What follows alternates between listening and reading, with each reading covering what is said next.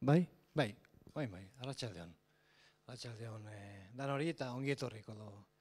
Michelena, ez? Kulturunea da eta poetika jardunaldietako hirugarren emanaldia egingo dugu gaur eta honezkero ikusten dituzue saioaren protagonista nagusiak gurekin dauzkagu eta gaurkoan gonbidatu bereziak ditugu, Tere Irastortza, Felipe Juaristi eta Ainhoa Garaiar. Euskal Idazleen Elkarteak argitara ematen duen Egatx aldizkariaren zenbaki berrian, hemen daukat, eskuartean, Felipe Juaristik egin ditu zuzendari eta editore lanak. Honakoan euskal poesia hartu du ardatz eta edukiz betea dator, oso aldizkari bikaina iruditu zaite zenbaki hau, eta ikusiko duzue eskuan hartuta elkarrizketek atal nagusi bat osatzen dutela. Patxi Ezkiaga poeta elkarrizketatu dute, Luis Garde ere elkarrizketatu dute, Itxaro Borda, Jule Goikotxea, Beatriz Txibit eta Garazi Ugalde bi poeta gazteak, eta Tere Irastortzari Felipe Juaristi berak egin dio elkarrizketa ederra. Horregatik nik uste dut notizi ezin hobea dela euskal poesian eta denboran zehar, lehen liburua argitaratu zuenetik, hemen daukezue, Gabeziak, lehen liburua argitaratu zuenetik, bere alerik berrienera arte, bere alerik berriena horko hori da, Pamielarekin argitaratu duen Txoriak dira bederatzi, bitarte honetan guztian, Tere Irastortza zer izan den, eta zer den jakiteko, horretan guri laguntzeko, Felipe Juaristi bera etorri izana, eta eskerrak eman nahi dizkiogu, gonbida bera onartzeagatik eta lan horren ardura hartzeagatik. Tere Irastortzaren ustez, euskaldunok izan gara edo ohitu gaituzte gure kulturak, hala ohitu gaitu, ez asko espresatzera gure barrua. Eta orain gure garaiko gizarte honetan guztia esatera, bultatzen gaituzte. Eta askotan guzti hori ez da ezer, hutsaren hurrengoa. Gauza guztiak esateak ez du esan nahi, egia esaten ari zarenik. Eta honako saldi borobil honekin laburbiltzen du Tere Irastortzak, Txoriak dira bederatzi bere azken liburuan. Dena kontatzeak ez gaitu egitiago egiten. Dena ez da ta edozer gauza. Poesiak denbora behar du. Bizi gara oso korrika. Hausnarketari apenas denborarik eskaintzen ez diogula. Eta hain zuzen, gure bizimoduagatik edo, Tere Irastortzarentzat idazten jartzea da pentsatzea. Pentsatzea, baino, unkitzeko eta hausnartzeko beldurrik ez duen jendearen gana iristeko. Eta idazten ez jartzea da gauzak egin eta egin asegabe ibiltzea, ia, seguruenik gaixotu arte, ez? Eta holaxe gabiltza. Gaurkoan gurekin, lasai, ez da horrelakorik gertatuko, izan ere Felipe Juaristiren aintzin solasaz, Tere Irastortzaren irakurraldiaz eta Ainhoa Garaiarren biolin, edo Garaiarrek interpretatutako biolin pieza ederrez gozatu besterik ez duzue egin beharko. Eta gozatu beldurrik gabe. Juan Sebastian Bachen bibolin bakarlarirako bigarren partitako alemanda eta giga dantzak eta Eugen Isai, zakit ondo esan dudan, Eugen Isai, belgiarraren bibolin bakarlarirako bigarren sonatak, besteak beste, gaurko ekitaldiaren aterpe hau jantziko baitute. Eta hori, musikenen ikasketak amaitzeko gertu, dabilen Ainhoa Garaiar biolin jotzailearen eskutik izango da. Zerbait esan nahi dut, Ainhoari buruz. Ainhoa Garaiar zarauztarra da, eta Euskal Herriko gazte orkestra bezain gaztea, begibistan dago. Gaztea jainkotxuak edo jakintxuak lotxarazteko moduan, baina dagoeneko ibilbide oparoagoa egin du, besteak beste, askotariko orkestrekin, musikari profesionalekin eta izen handiko musikariekin jo ahal izan du, zuzendari ondokoa izan da, biolin jotzaile bakarlari gisa aritu da, eskolak ematen ditu, musika bandaren bat ere egiten lagundu duela badakigu, eta iaz den da biziko aldiz Donostiako musika 15aldian hartu zuen parte, eta laster etorkizun emankor baten infinitutasun edo infinitutasunari lotu baino lehen, gaurkoan bera hemen hurbiletik entzuteko aukera paregabea izango da eta paregabea izango dugu. Beraz, goi mailako musikaz eta poesiaz gozatzeko arratsaldea datorkigu. Azken ohar bat, Teri Irastorzak irakurriko dituen poema gehienak oso gutxitan irakurri ditu jendaurrean eta asko aurreneko aldiz izango da. Tira, dena esan dizuet, hori hau da dena, baina ezin esan oraingoan ez zen edozer gauza denik. Mila esker gure aldera etortzeagatik eta orain gure gonbidatuen txanda da. Gero arte. Arratsalde on guztioi eta eskerrik asko Biozez hona etortzeagatik eta Jose Luis ere bai, noski, berak antolatu du eta Koldo Mitxelenari eta Teri Irastorzari eta Ainhoa Gazteari. Hasi aurretik nik gauza asko ditut esango, nik saiatuko naiz, Teri Irastorzaren poesia pixka bat, ez da erreza, liburu asko ditu eta urte asko dira, pixka bat bizpahiru klabe ematen ulertu da egin, ez? Baina egia esan, poesia ziz egitera etorri gara, bai beak eta bai nik uste dut elkartu gaituena ez da izan Euskal Herria elkartu gaitu poesiak. Eta poesia txikiak esango nuke ez, poesia handiak, ez poesia maila batean txikia dizen dana, eguneroko poesia hori izan nahi, ez poesia haundina ja, eguneroko, eta behar bada, izan nahi dute behar bada, ez zaio garrantzia handirik ematen eguneroko poesiari, guk ez dugu garrantzirik ematen, ez dugu garrantzirik ematen ze askotan ez dugu hortaz idazten, ez? Saiatzen ga, pentsatuz beti, daukagun irudia da, guk maite ditugun poete haien eredua, ez? Rilke esatean dugu da, Rilke, Machado. Eta gero egunerokoa juten zaigu egunerokoa norbaitek esan dezak ez dela poetikoa.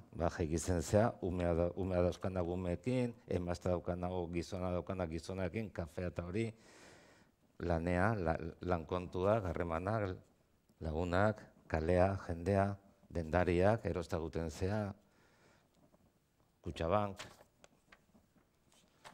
Eusko Jaurlaritza, beti zergak, diputazioa, eta esaten duzu, nire bizitza da, tristea, normala, ez da, zer gertatzen, ez?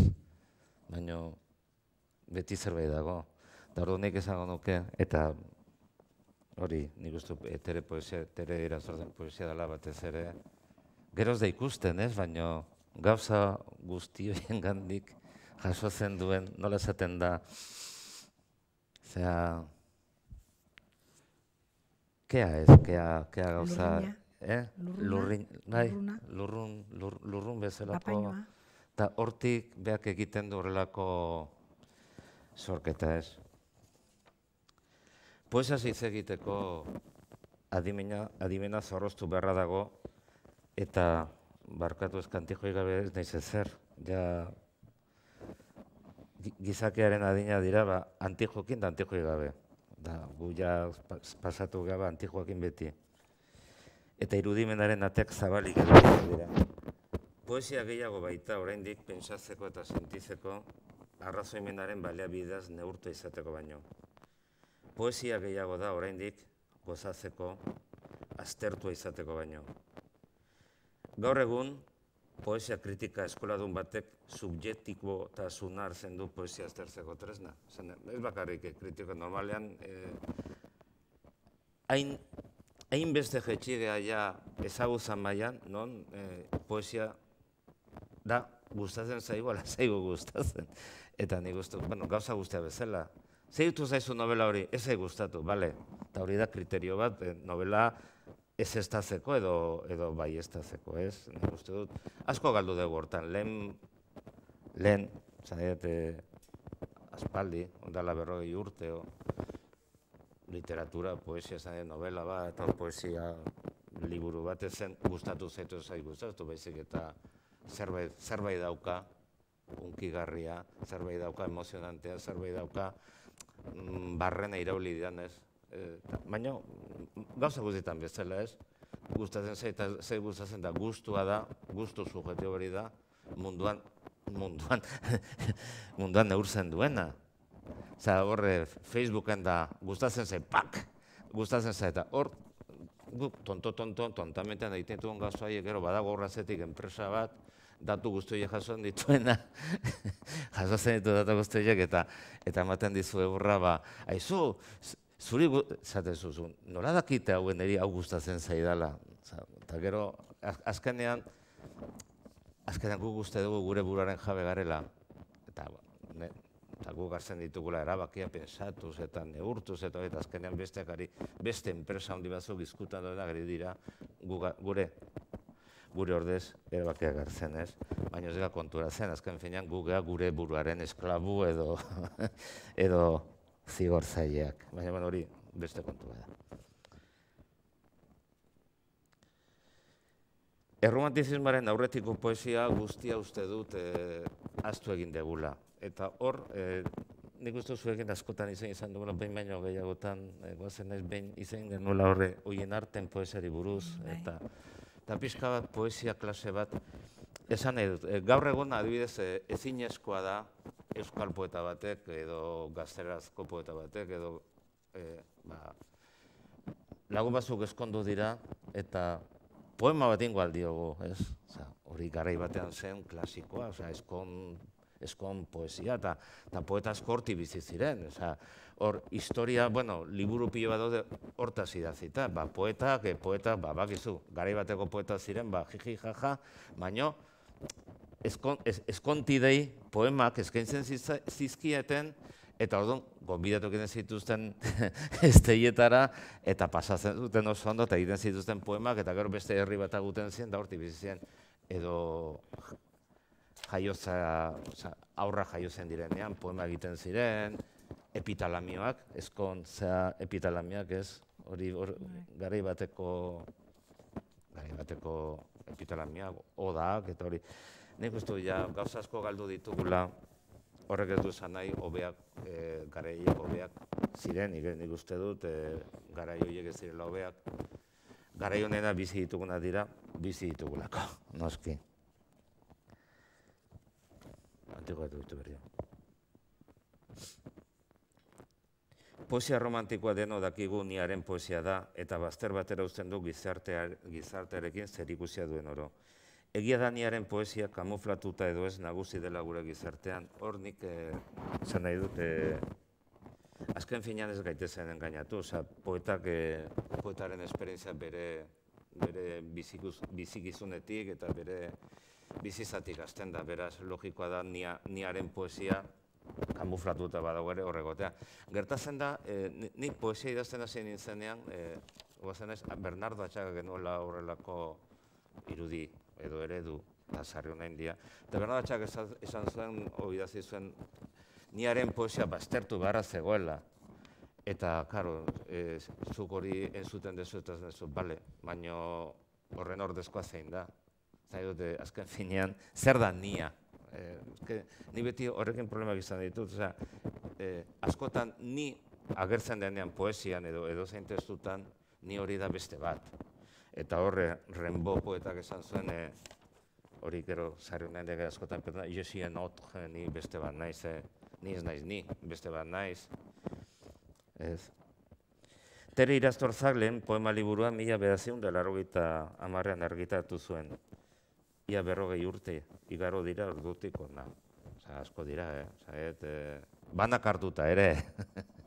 Osa, 40 urte, Osa, hor, sakoan sartzen dizkizute, 40 urte horrela, toma! Eta esatezu, baina banaka, Osa, poliki-poliki, Eta poliki-poliki izan da, azken finan poesia da eguneroko lana, uneroko lana, orduko lana, poliki-poliki egiten den lana, baina 40 urte. En fin, ez gazen. Gabeziak zuen izenburua. Gabezia dain zuzen Tere Irastorzaren hitz poetikoetako bat erreferente gisa dezakeguna. Uler daiteke edo uler dezakegu gure zenari jarraiki gabeziaren erreferentea denbora dela eta ez espazioa. Gabezia hori zerbaiten hutsa baita eta ez huts egin duen zerbait. Zerbait hori persona bada, gauza bada, konzeptu bada, pasio bada edo sentimentua izan daiteke. Kontraesanak zehazten du gabeziaren konzeptua. Naiz eta ez naiz, badut eta ez dut, badago eta ez dago. Baina horrek galdera sorta bat egitera bultzatzen gaitu. Non hasten da gabezia eta non amaitzen da. Noiztik hasten da gabezia, sekula amaitzen alda gabezia. Eta gabeziarekin batera, gu daukagun erreferentea, gorpuza. Non hasten dira gorpuzak, non amaitzen da gure espazioa. Gabeziarekin batera beste konzeptu batzuk aztertzen dira elkarri lotuta. Isiltasuna, aipatu dugu, zuk euskalduna daukagun, eta nik egia da askotan hortaz, eta hori estudiatuta dago, beste lurraldetan, da malenkonia klase bada. Euskaldunaren malenkonia da irudi horiek, pinturan eta garai bateko pintazaiek ekartzen zizuzenak, baserritarra txoko batean, pentsatzen horizontari begira, Euskaldunak ez gehiz askokoak izan, hori garbi dago, baina horrek ez du esan nahi, tontuago izan garenik, Esan nahi dut, bakoitzak deno daukagu harreman bat gure espazioarekin eta gure denborarekin. Eta Euskaldunak ez geha izan geha garenak. Eta hortik hori onartzen baldin badugu, bide asko egina daukagu, Eta isiltasuna da gure bertsolarizaren, hori bertsolarizaren artean ikusten da isiltasunaren artea dela. Oteizak, nik uste dut Oteiza izan zela, bakarrenetakoa hortaz zerbait susmatu zuena. Isiltasuna eta melankolia, behak ez dio, Oteizak ez du melankolia izan, segula aipatuko, berantzat izori negatiboa zelako.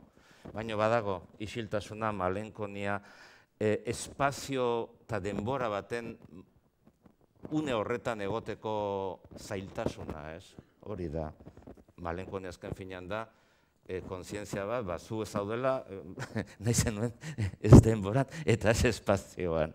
Zu beste garai batekoak izan behar zen nuen, baina tokatu zaizu, eta orduan amesten dezu eta idazten dezu poesia edo novela bat 800 orrialdekoa, edo 8 orrialdekoa, berdin da. Biluztasuna gabezia bada, biluztasuna arropa eta jantzien gabezia, iluntasuna, argiaren gabezia, gaua, zergatik gaua, poeta romantikoen baitan hainbesteko indarra, itxutasuna, tristezia. Gabezia da, denok daukagun sensazio hori, biluzi sortzen gea eta biluzi jongo gara mundu honetatik, eta bitartean daukaguna. Poema bat irakurri duzuen, Terek idazituen poema, iruzen zaite asko esaten duela. Esaten ez dena bakarri baita esan behar zena eta isilik ordea. Oroimenean betirako ernaltzen dena eta ernaltzen. Diot guzti hau, jakinez eta hemen, aipatu izan ez dena bakarri dela iraungo duena. Izenik gabeko memoria itxuak atxekiko duena. Nola azian ezurra, hitzean dator matxura, baina zezen duen bakarra, oroimenaren gatzura. Horre bukarako bertso moduan daude, baina nik uste dut hor badagoela, nik uste dut poesia hau, hemen badagoela pensamentua edo filosofia edo nahi deguna, esan dezagun nahi deguna, eta beste kontua da, eta hau nire teoria da, ez dago poesiari pensamentu hori gabe, ez dago. Gero besta dira etiketak, ez? Poesiaren pensamentua, kontzientziaren pensamentua edo esperientziaren pensamentua. Pensamentu hori gabe ez dago poesia, ze pensamentu hori gabe poesia ez da poesia eta ez da literatura ere, esango nuke beste zerbait dela. Esperientzia gabe ez dago poesiari, ze poeta batek bere esperientzia kontatzen du. Zuzenean kontatzen duela, hori beste gauza bada. Zeharka, simboloen bidez, bizikizun bat izkutatutakatu dana, pensamentua, ez dago, poesia hori da. Esan nahi dute, hemen askotan, eta kontzientzia. Ezke poesia eta kontzientzia, kontzientzia nik uste dut, ez dagoela poesiari, kontzientziari gabe. Kontzientzia hori nola islatu edo kontzientzia hori zein darreman ez. Kontzientzia nik uste dut deno daukagula, teorian, nik goazen nahi. Hau, anekdota bat diskutitzen Manolo Ribasekin dezan nuen, animaliek ez dutela kontzientziarik ezatzen, bai, animaliek ez dute kontzientziari, baina gizonezko askok ere, gizonezko emakumezko askok ere ez, baina hori broma bat zen. Esan nahi dut askotan animaliak baino kontzientzia dunagoak direla. Gabezia bakoitzak bere arroa du, eta oso lotuta dago oroimenarekin, eta oroimena aipatu baldin badut esan nahi dut, Batere Irastortzaren poesian oroimenak indarra handia daukalako. ¿Quién dice que la ausencia causa olvido? Galdetu zuen Boscanek, bira, Boscan da Garcilaso eta, ze garaiko poetak ez? ¿Quién dice que la ausencia causa olvido? Galdera hori, gaur poeta batek esaten dugu, joa, ze galdera polita, ondala ez da izan mende. Galdu ditugun gauzak gogora ekartzen ditugu, mingarriak ez direlako, edo mingarriak ez izatea nahi dugulako. Idazten da. Idazten dugu, ezerrez ahazteko dena, bizitakoa eta ez bizitakoa, ikusitakoa eta ez ikusitakoa, oroimenaren zakuan gordezeko. Tere Irastortzak oroimenaren alde idazten du, ez dagoena, desagertu ez dadin, ahaztu ez dadin. 1986an Tere Irastortzak Derrotaren fabulak argitaratu zuen. Derrota da hain zuzen beste referente poetiko bat. Tere Irastortzaren ibilbide luze eta oparoan. Derrota edo porro sensazio oso presente dago, gaina esango nukenik poesia garaikidean. Ez da porrot fisikoa, da porrot espiritual bat, gabeziarekin lotuta dagoena. Borroka egin da, ez aresti bezala, borroka egin da, argiak, borroka egin dugu, borroka egin dute. Borroka hori da, argia ilunaren aurka, aingerua de abroaren aurka, itxaropena etxipenaren aurka, eta gorputza arimaren aurka. Eta galdu egin da. Borroka hori galdu egin dugu, eta horti dator porro sensazioa. Porro sensazioa ez da bizizan geizkio edo bijoak igulako, ez? Porro sensazioa da, munduaren ikuspegitik, mundu astratu eta gure mundu ikuskera horretatik, guk plantatu ditugun borroka horietan galtzai garelako.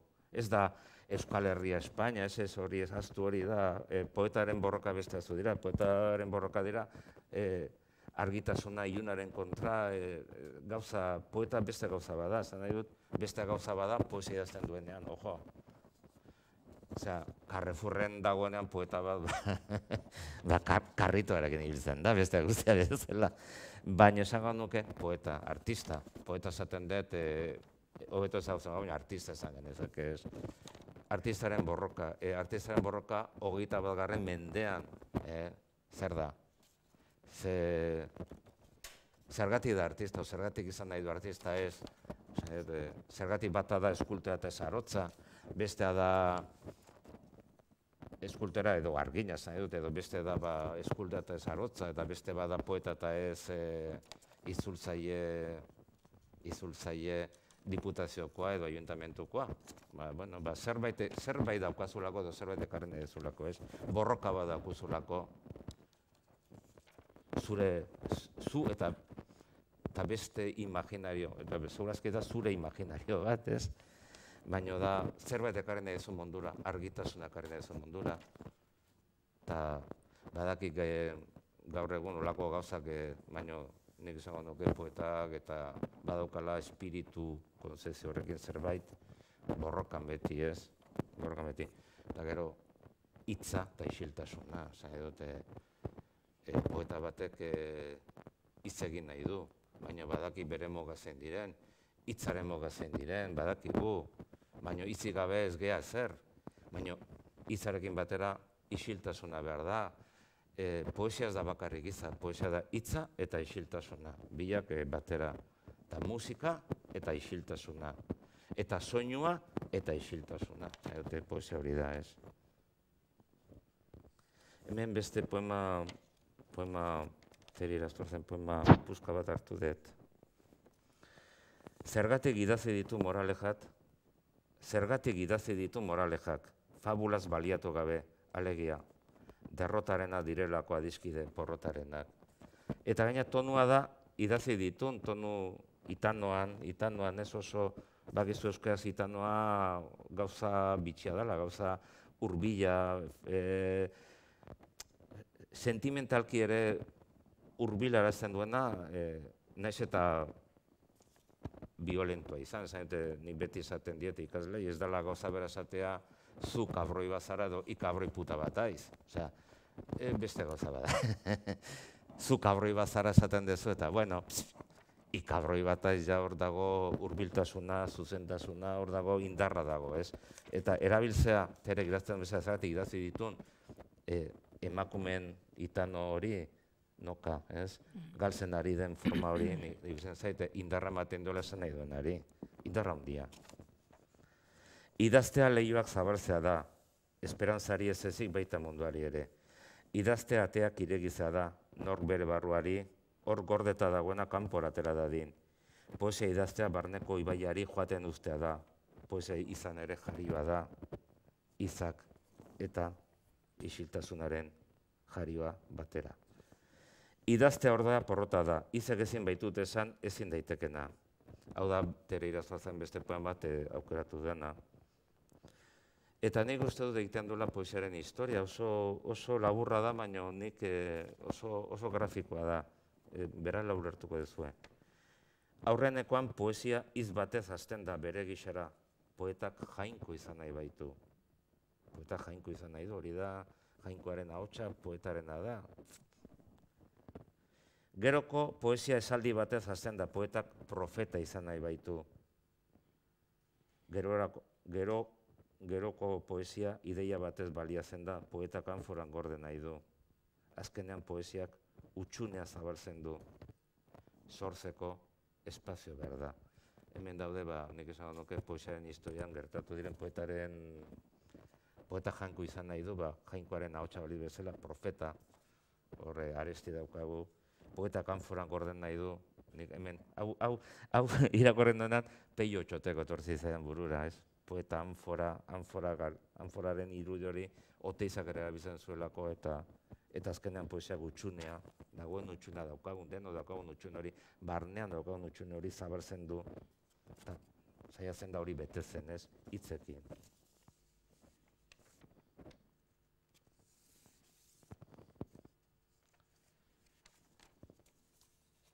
Eta, bueno, nik uste dut gaina, ni saiatu naiz, lerro hauen bitartez, Tere Irastortzaren poesia kokatzen bere denboran.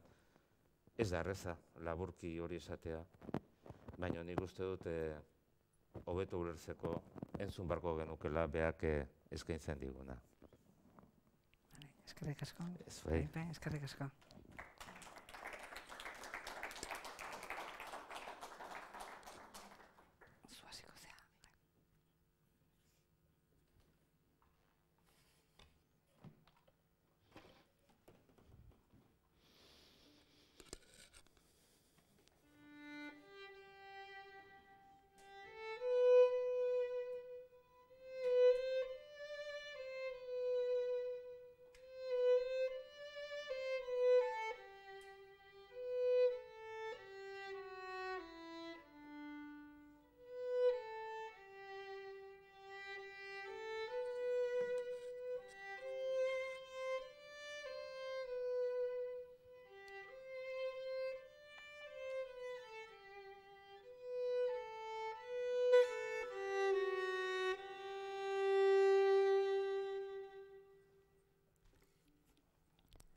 pluma hartzen dut bikaren ordez.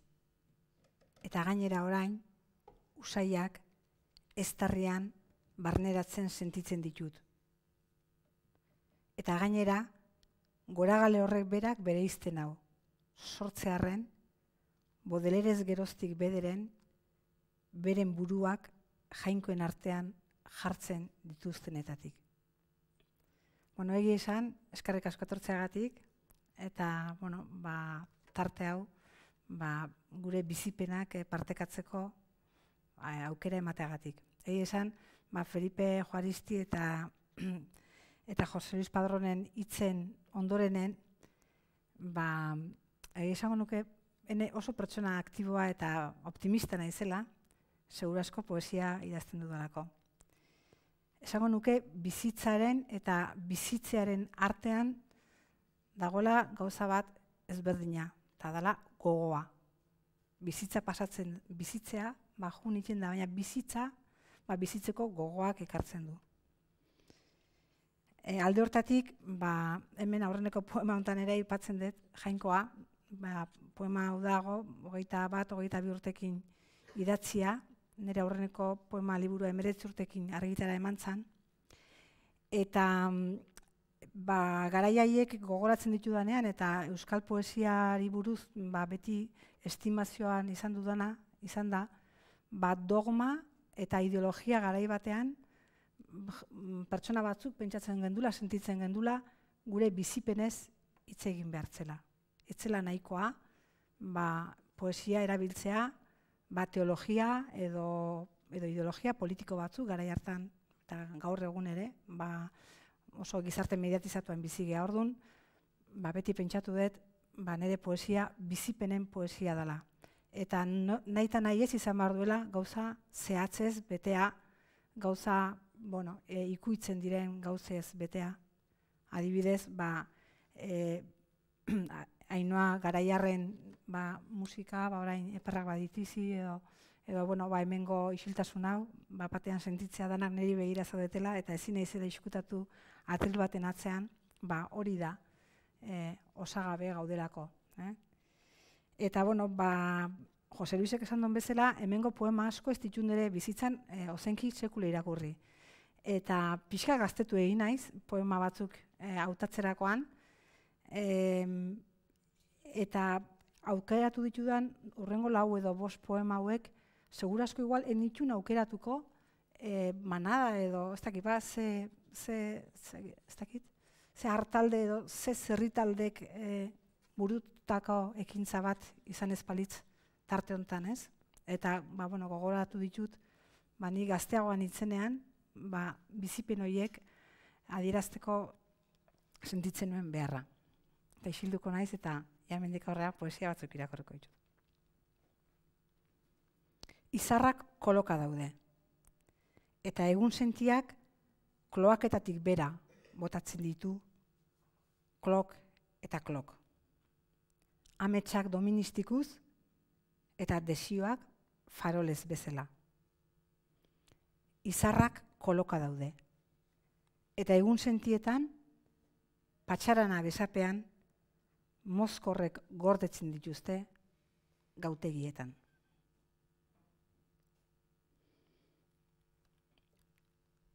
Nola konkistatuko nuke gauero polizien begie bakarrik kontrolatzen duten kalea, farolondo batetik. Farolondo batean, gutiziak abandonatu nahirik, nola itxi ditzaket begiak. Izan ere, txiklea bezala luzatzen dira gauak, eta bapatean eten, aizkora batek ilunpea saiestu bailuen. Eta hala ere, gau alertzean, buruko minaren estandaz, egun senti kristalezkoak hautsiz, zainetatik bihotzeraino, neuronetaraino iristen dira gauak. Negua bazetorren, jantzi dinat oea, badakin, hobedun beti, manta ona, amante txarra baino. Eta beste bat, gazteagoan itzenean idatzia hori ere. paper higieniko ondoan ahaztu nuen zure izena. Eta ez zaitut harrezkero gogoratu gaur arte.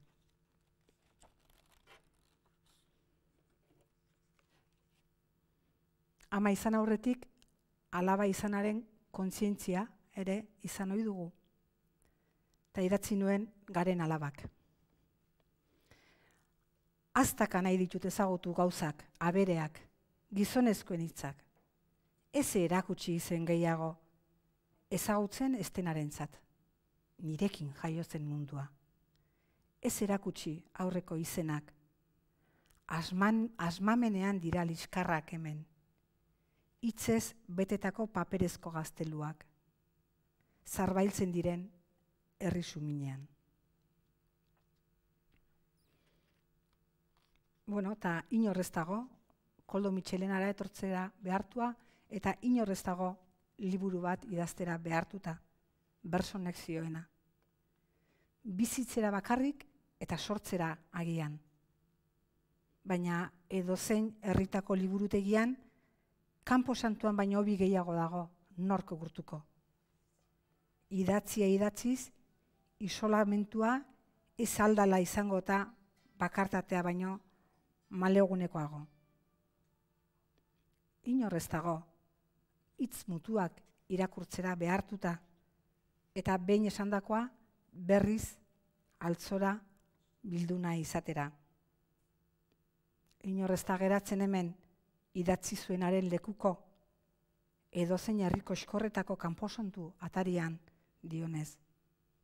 Eta denborak bere lazoan harrapatuta idanez, haragia estali zuten lumak baino xereago dira, inork irakurri zai idazten direnak.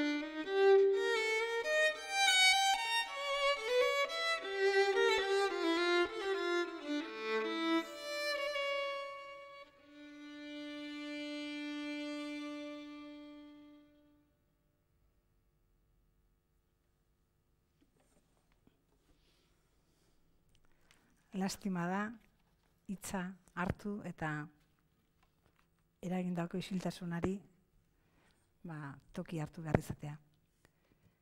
Berriz irakurrikoet Felipek irakurri duen poema bat. Bueno, izateko urrungo poemarekin ere ondo datorrelako. Nire lehenengo poema liburuaren izenburua Gabeziak da. Uste dut osagarri garela eta uste dut isiltasuna eta utxunea beharrezkoa direla. Mundua bete eta balego, mundua bukatua balitz, elitzateke guretzako tokirik izango. Ta beste hizkuntza batean, Hannah Arendtek eta Helen Zizuk esaten zuten bezala, bizigia gizartean, giza artean, tarte bat behar dugu izateko. Bakardadean ere, Jainkoa bakarri dago, bakarrik idatzi nuen poema batean, eta horregatik da Jainkoa bakarrik iraun omen dezakelako. Aurrenekoan poesia hitz batez hasten da bere kisa, poetak Jainko izan baitu. Geroko poesia esaldi batez hasten da, poetak profeta izan baitu. Geroagoko poesia ideia batez baliatzen da, poetak anforan gorde nahi du. Azkenean, poesiak utxunea zabaltzen du. Sortzeko espazioa behar da. Glosak izeneko nire liburu batetik ateratako poema bat. Bidekoaz. Bideez, enezake besterik esan. Ibiltzeak nekatzen gaituela, baina ibiltzeak bakarrik eraman gaitzakela norabait. Eta gainera beste gauza bat. Arrotz sentitzen garela bide ez ezagunetan. Horregatik glosok. Zuhaitz-oker baten altzoan harri borobila. Eta arkaitz goroldiotsuaren abaroan adaska okerra. Bidean arrastoak ustea itzulera ez gorrotatzearen einekoa da. Lehengo hartzai eta garraiak eta bideak ez karamatzate jada inora. Ezpada gauzen zenera, hitzezitz, ezpada geure baitara. Zuhaitz-oker baten altzoan, harri borobila. Eta arkaitz goroldiotsuaren abaroan, adaska okerra. Eta ezkenean, errainua aurretik dela doanari, bidean doala iruditzen zaio. Atzetik jarraika denean, bideak daramala. Eta gero zera atzo lagunekin hizketan, iraganari eta geroari buruz aritu ostean, belauntzako errota aurrean jakin inan azagon. Zoriona galdu ezkero, edo behin zorionik gabe pasatzen ikasi ezkero, ez dun bat zori gabe, hori dun egia. Ibaiak batzutan, zaraman ur gutxi eta beste batzutan asko, eta bazterreko zuaitzek berdin laguntzen zioten, lasterka bezala geldo doan urari. Baina gero zera, mendietan elurrak ibaiak astera daramatzanean, eta mendietan elurrak haizea ostera dakarrenean, eta zoriona arnasarazten duenean, bazakinago zierto zein zori gabe izan gaitun. Zein gabeziak abitatu duen gure sabel gogortua, arnasak zein bide gutxi egin duen estarrian bera, bazakinago zierto, ezkinela zori gabe, ezkinelako, bazakinago zierto, ezkarela zoriontsu izango, izaten berriz asmatu arte.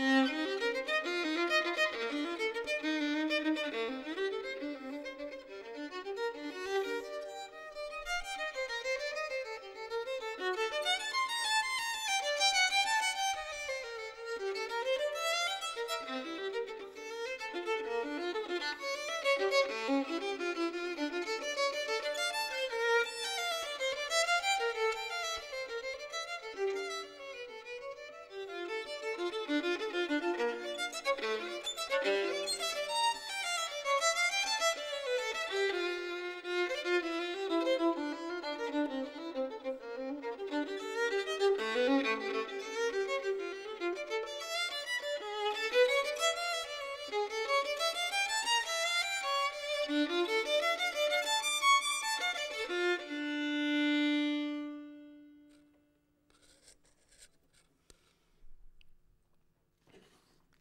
dakit nola iritsi naizen honaino. Atzera begiratu eta ikusten ditut etxeak. Eta etxean, adreilu berogarriak, labetik atera berriak zure oinetara. Kafe egin berria, goizeko hotzari barruko beroaz aurre egiten. Arropak neguan ekonomika gainean zabalduta. Ikatza ekonomika azpian. Ontziak lurrinetan eta sukaldeko lehioetan bapainua. Trantzitutik pasatakoan. Eta gero atzera begiratuta oraindik butanoa. Pospola gerturatu hutsarekin ontziak berotzen eta eztabaidak. Berdin ote den ekonomikan prestatutako lapikoa ala butanokoa. Eta hori izan zelako, izango da hau, orain. Baina ez dakit nola iritsi naizen honaino. Eta ez dakit nora iritsi naizen hemen onaxetik. Eta zuri begira jartzen naiz. Zurekin egin dut onainokoa.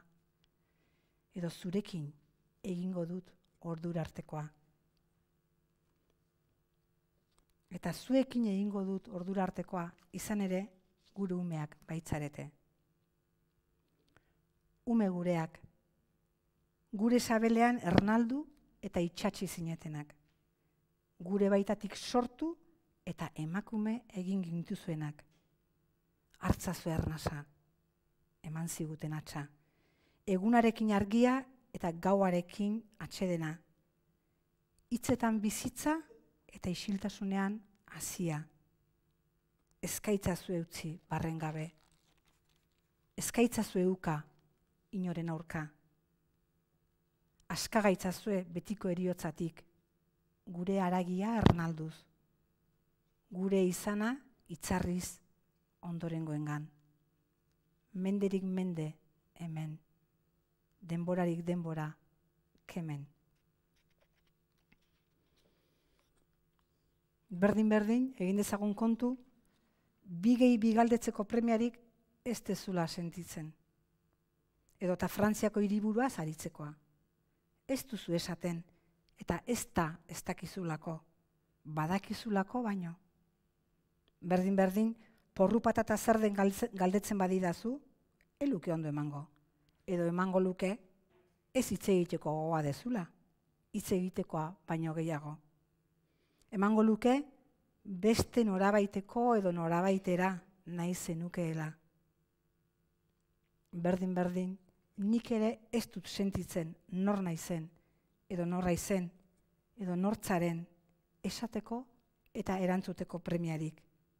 Denetan neu banintz bezala, edota denetan izan ezin baniz bezala neu bakarrik. Eta dagoeneko orain badakit, zoriontasunaz bakarrik idazten dugula arrez gerokoan. Eta badakit bi gehi bi zer den. Eta badakit ezberdina dela hile motzaz ala hile luzeaz iturri azpian jarri eta hilea garbitzea, hilea bustiutxarekin ala sakatsak askatuz garbitzea. Eta hilea paindegian zintzurra okertzeko beldurrez ala buruz bera garbitzea burua. Eta negar ezkutuan egitea ala jaioberriaren inozentziarekin negar egitea. Eta orain, bi gehi bi nolabaiteko jakintza dela dakidan arren, hala ere, orain badakit, ondo dakit, bion artean, edozein gauza idazten dugula, zoriontasuna dakigulako idazten dugula. Eta idazten dugula, zoriontasuna.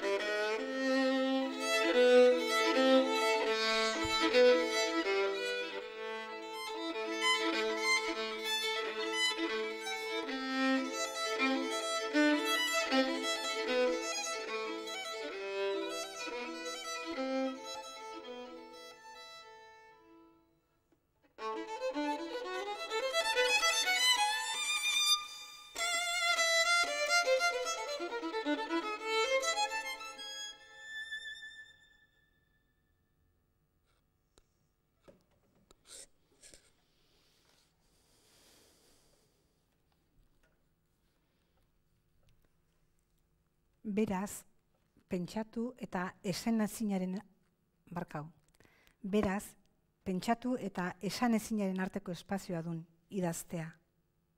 Hirugarren espazio bat behar bada. Sodioak okupatu izuen hirugarren espazioa. Medikuak esaten zinanez, beste inora iritsi ezin da geratzen diren botikek hartzen dutena bezalakoa. Existitu ez arren. Balekoa existitu ez arren.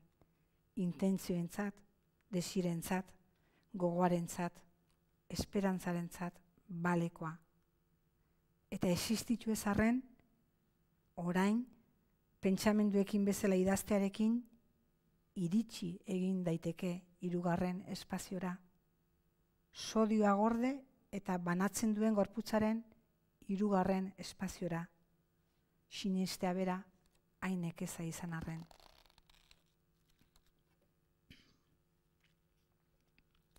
Ik baekien beharretzena botatzen, eta nik hemen dana gorde beharra.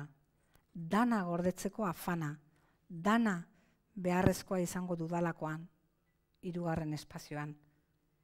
Estu baldin bada ere, dena jasota geratzeko aski baliz bezala, izkia txikitzea. Bapatean nire gorputzean, aztaka deskubritzen dinat, milaka kaxoi eta tiradera. Gorputz daliar bat. Ustu eta erauzi ondoren, berezko duen zerbaitetarako apailatu beharra. Iriste izenerako, erreserbatuko banu bezala. Hirugarren espazio bat, euk okupatu beharrekoa. Oraingoz, Ezbietaiebaren esanez betea, ez da bizitza, ez heriotza. Hirugarren egoera bat, hain berria.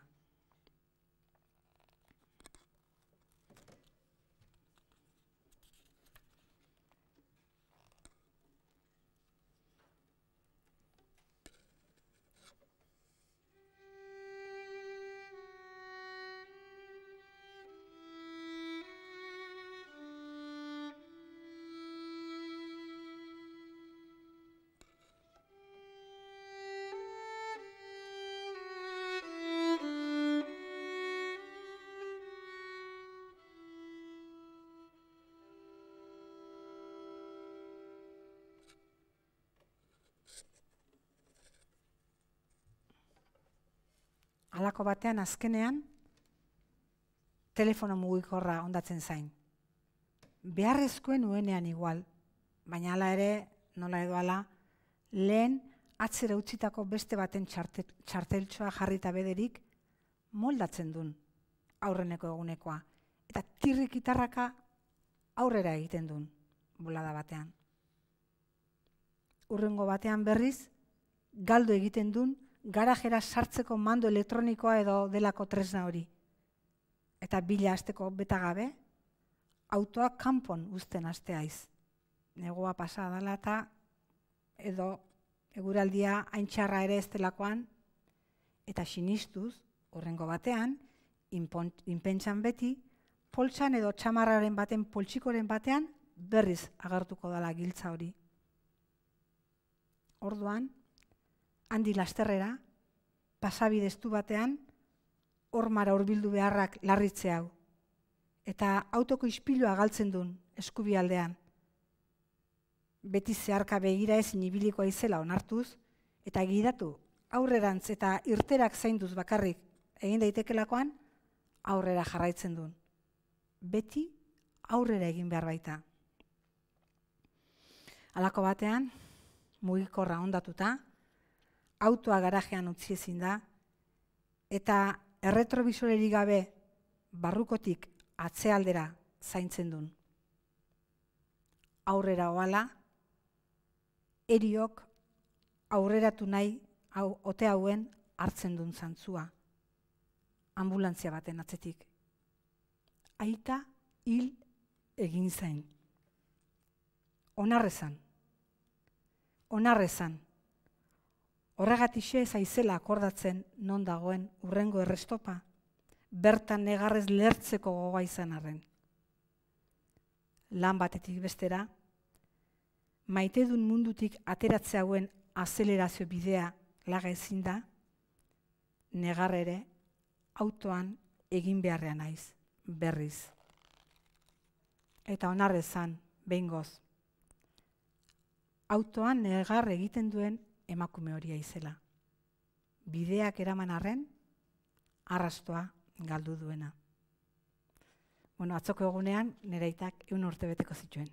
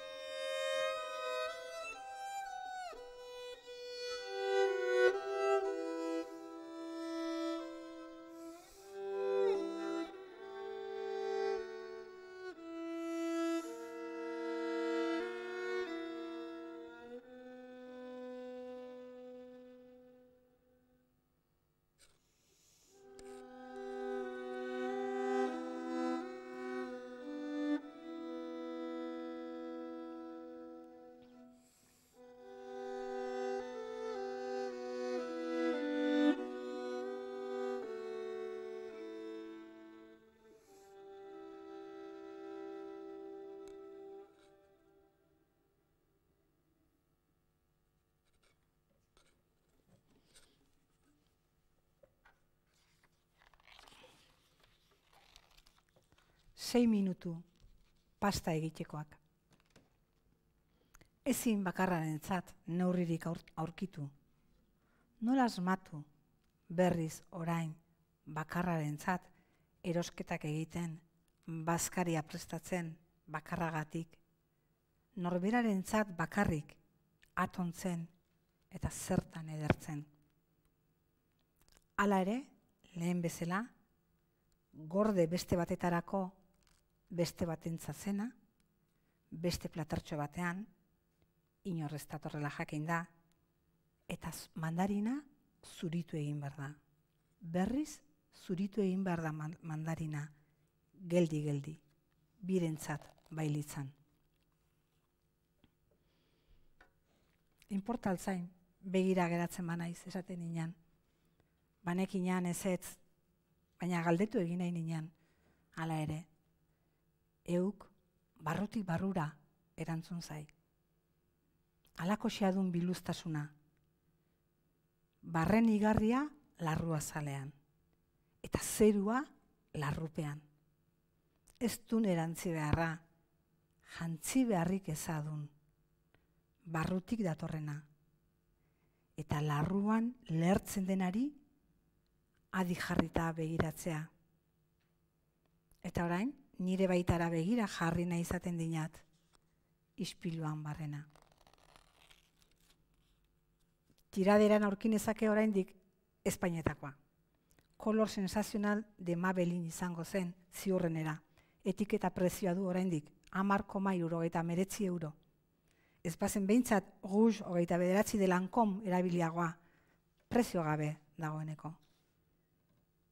Gogoan dut eta gutun artean aurkinezake beti musuen arrastoa, baina tentazioari eusten diot aspaldian. Espainiak itxi egiten ditut, eta betazalaiek irudikatzen, begiak itxita nirearen pare-parean.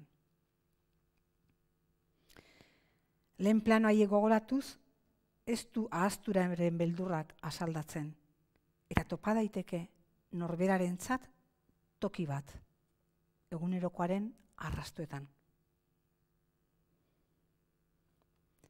Zeru antzeman nezakeen begi ertzaietatik, hortzemuga itsaso gainean bere lerro zuzena ari batekin markatzen.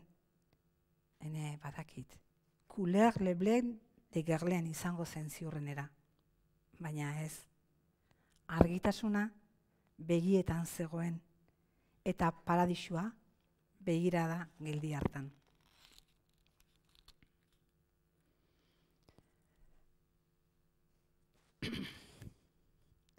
Belauntziek itsasoan pausatu diren kaioak ziruditen. Sentitze haut, egingabeko guztiak irudikatzen. Sentitze hau, egingabeko guztiak irudikatzen. Pozarren aurrena. Eta gero, egin ezinetara etortzean abailduta. Sentitze haut urrunera begira, denak urrunegi dirudien momentuetan. Eta eskura daudenentzako beranduegi iritzita. Agian, itsasoko olatu zar batek eramana zan, eskatzen.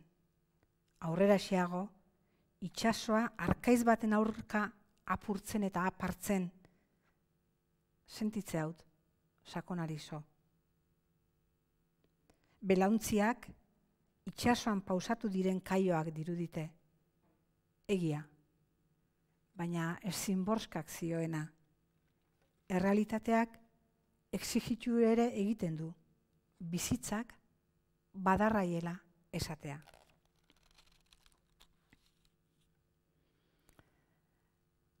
Amaieraz hitz egiteko espreski berritutako poema.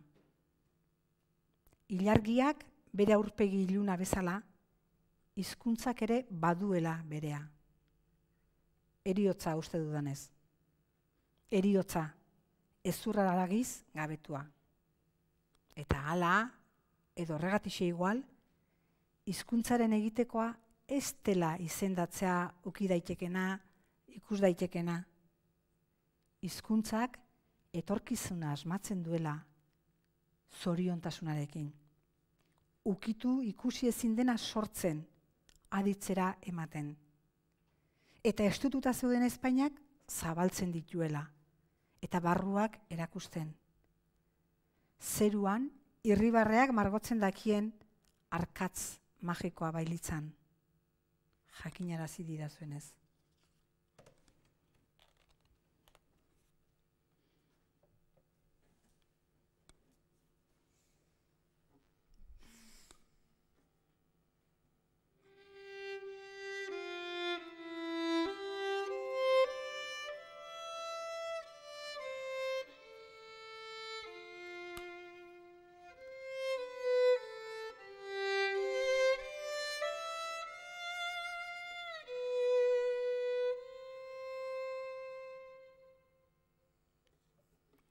libreago.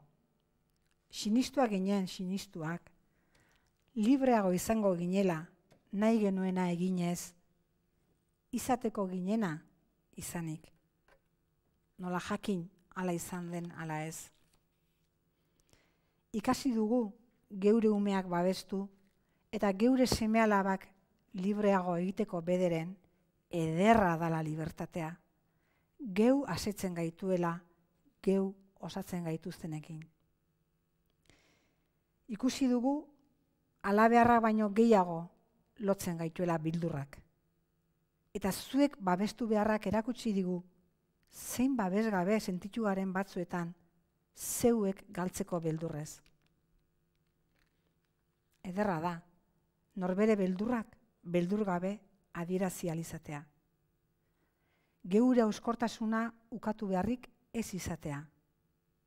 Banaka izanik, binaka izanik, nor izaten sentitzea. Badakigu orain, eskaituera beldurrak egiten koldar. Beldurra onartu ezinak baino. Badakigu, eskaituztela malkoek egiten erasangarriago, malkoak isuri ezinak baino. Sinistuak ginen, sinistuak, ezkinenari aurre eginez, izango ginela libre edo libreago. Eta badakigu orain, jakin, ezkinena ez izateko saioak egin gaituela garen bezalako. Ama izateko, ume bihurtuz. Ume izanik, eme sentituz. Babesa ematean, babesturik sentituz.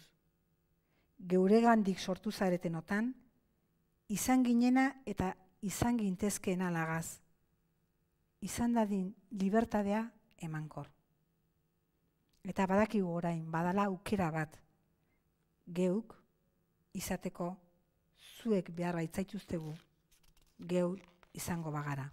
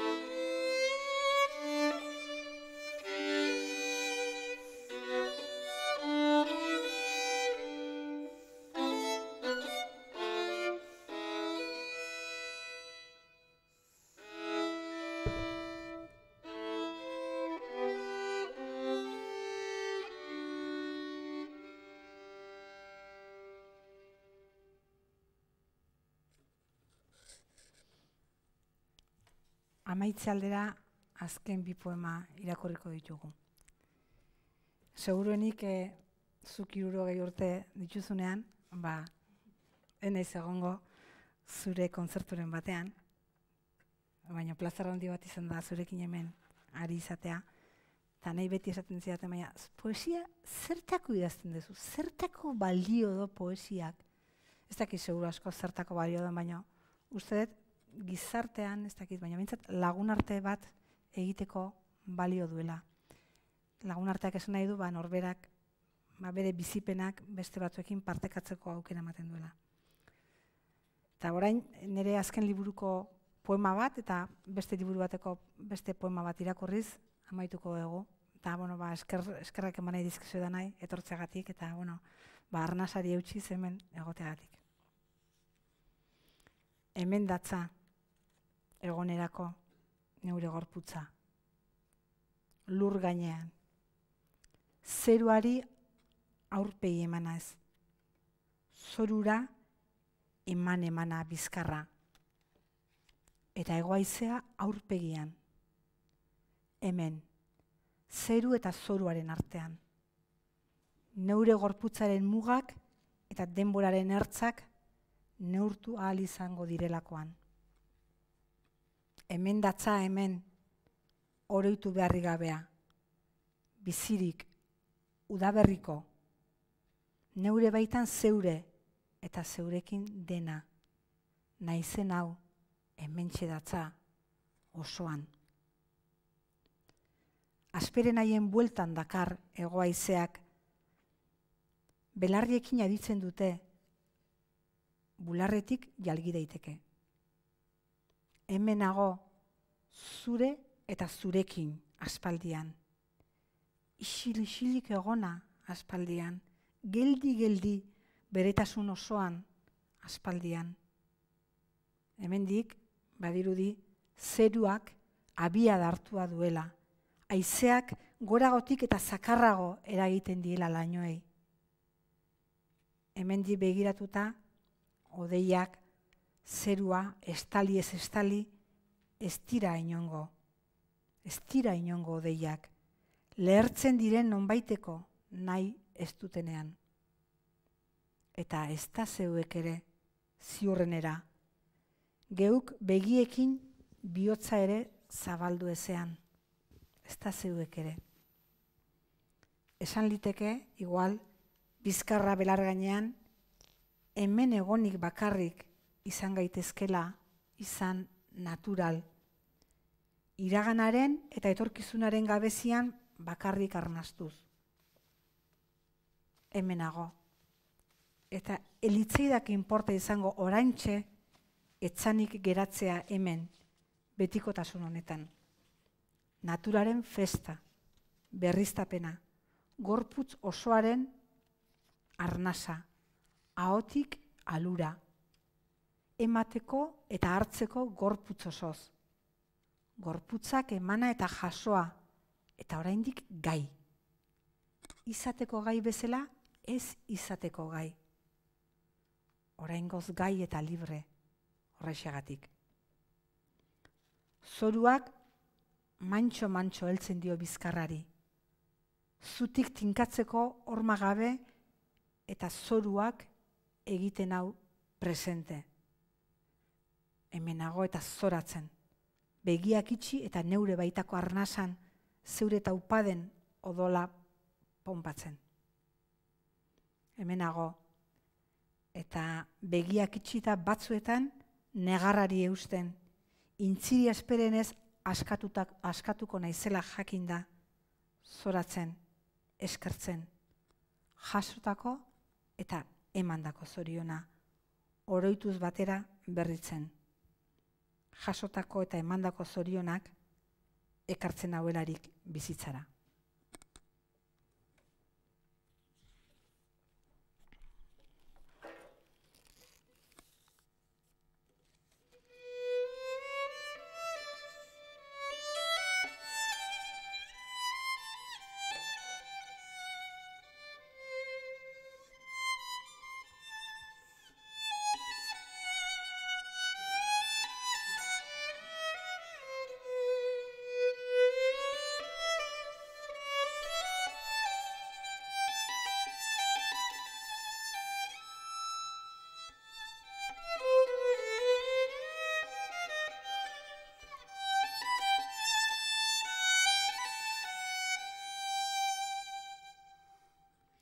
nire larruan nago. Eta hi, nire larruan nago. Eta ura, nire larruan zagon. Mundua zagon larrupean.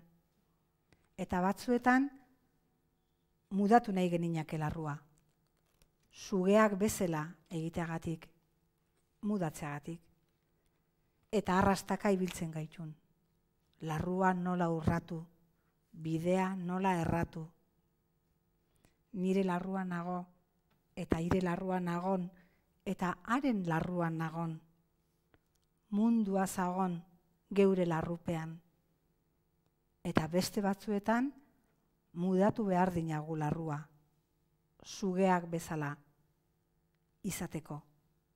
Nik, ik, ark eta munduak gura dugu eta larrupe bera. Larruak biltzen duen haragi egina.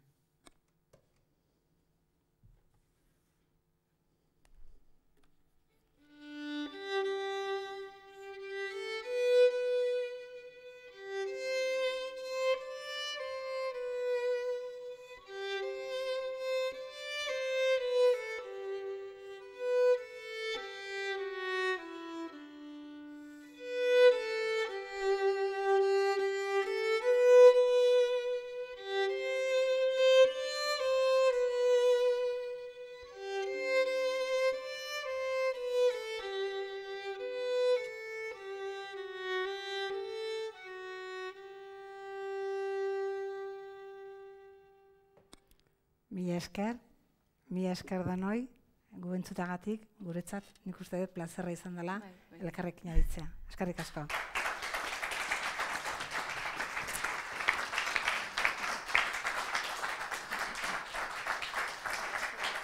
Ondo, Zorionak eta eskerrik asko holtza gainean gonbidatuta izan zaituztegun Tere Irastortza, Felipe Juaristi eta Ainhoa Garaiar. Ainhoari zorion guztia opa diogu, bihotz-bihotzetz gertu dituen erronka guzti horietarako, ez dakit hori alemanez nola esaten den, ez dut gehiago esango, eta eskerrik asko nola ez haiek egin duten lan handiaren inguruan, hain arretatxu egon zareten zuei guztioi. Hurrengo emanaldia ekainaren 14an izango dugu, eta orduraino bizi poza izan eta agur. Eskerrik asko. Eskerrik asko. Ondo atera da, Momentu baten emazionak.